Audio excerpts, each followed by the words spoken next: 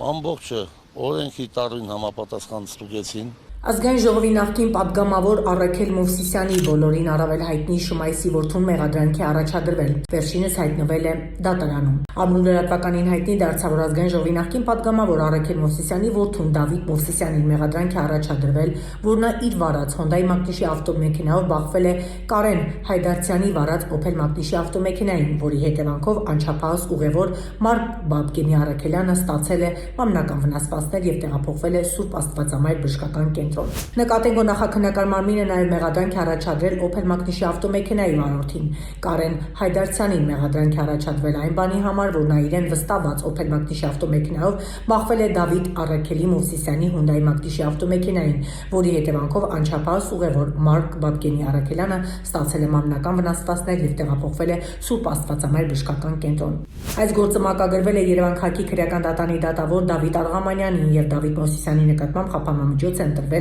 բացակայելու արգելքը։ Նկատենք, որ միջ Ազգային ժողովի նախկին պատգամավորի որդին վթարի գործով մեղադրյալի աթոռին է, վերջինս իր հերթին դատի է տվել ներքին գործերի նախարարության, ոստիկանության բարեկային ծառայությանը եւ պահանջում է, որ վարչական դատարանը ՆԳՆ-ի 2026 թվականի փետրվարի 23-ի որոշումը անվավեր ճանաչի։ Չի բացառվում, որ միգուցե վթարից հետո Դավիթ Մովսիսյանին զրկել են վարորդական իրավունքից եւ նա ոստիկանության այդ որոշումը վիճարկում է դատարանում։